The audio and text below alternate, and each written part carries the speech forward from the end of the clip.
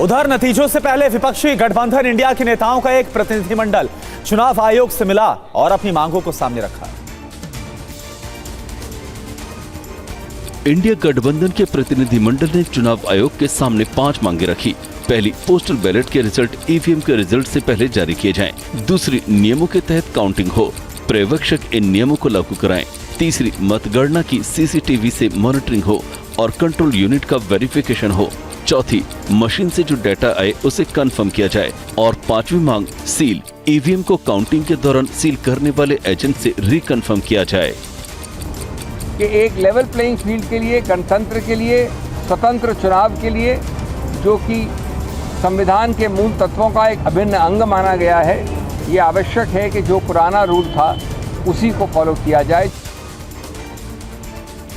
कांग्रेस नेता राहुल गांधी ने exit poll के नतीजों को नकारते हुए कहा कि हमें 295 सीटें मिल रही हैं। इसके साथ ही उन्होंने एग्जिट पोल्स को पीएम मोदी का पोल बताया।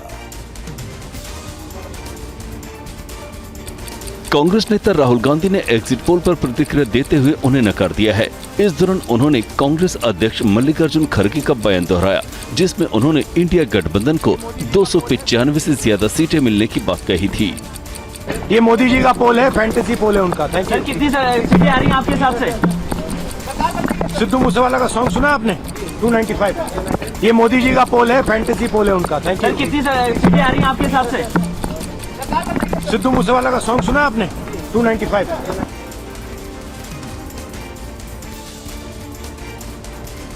इधर एग्जिट पोल्स के नतीजों को लेकर विपक्ष के लगाए आरोपों का जवाब देते हुए केंद्रीय मंत्री ज्योतिरादित्य सिंधिया ने कहा कि देश की 140 करोड़ जनता पीएम के साथ है। केंद्रीय मंत्री ज्योतिरादित्य सिंधिया ने कहा है कि जिनके पास कोई सिद्धांत नहीं, वो पीएम के खिलाफ एक हो गए हैं। जिन लोगों के पास ना कोई एजेंडा, जिन लोगों के पास ना कोई समन्वय, जिन लोगों के पास ना कोई सिद्धांत, जिन लोगों के पास केवल स्वार्थ, वे सब के सब एक साथ हो गए एक व्यक्ति के विरुद्ध, लेकिन भूल गए कि उस एक व्यक्ति प्रधानमंत्री जी के रूप में उनके साथ 140 करोड़ देश की। और पश्चिम बंगाल की बहरामपुर सीट से कांग्रेस उम्मीदवार अधीर रंजन चौधरी ने एग्जिट पोल्स पर कहा कि हिंदुस्तान के आम लोगों की राय से अलग लग रहा है कि इस बार बीजेपी सत्ता से बाहर होने जा रही है। हो सकता है, मैं तो ज्योतिष नहीं हूं, लेकिन आम लोग मतदान दिए हैं। आम लोगों की मतदान के मद्देनजर सारे हिंदुस्तान में मोदी जी और मोदी के सरकार के लिए